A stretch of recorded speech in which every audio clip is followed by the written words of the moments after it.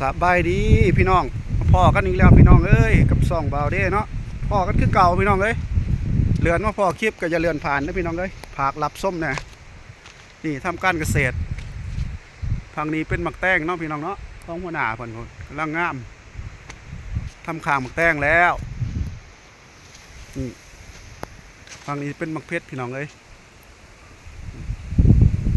นี่หมักแตงหมักถั่วก็มีพี่น้องเอ้ยฝากพี่น้องรับส้มติดตามเป็นกำลังใจให้กันพี่น้องเอ้ยสาวการเกษตรของเรา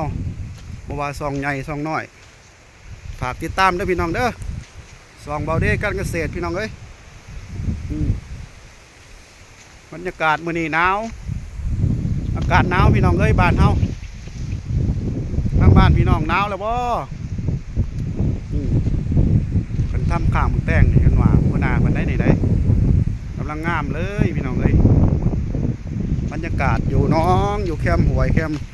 ถาพี่น้องเอ้ยพาพี่น้องมาหลับส้มดูแคมป์หวยเพื่อจะได้หาปูหาปลาให้พี่น้องกินได้โอ้บรรยากาศท้องฟ้าแจ่มใสดีเหมือนอากาศหนาวโอ้แคมป์หวยพี่น้องเอ้ยปลาหลายพี่น้องคลิปต่อไปนี่หาปลาให้พี่น้องเบิ่งพี่น้องเอ้ยไก่แล้วไก่เทียงแล้วหิวเข่าพี่น้องเอ้ยนี่เอาคลิปนี้จบไว้ก่อนเด้อ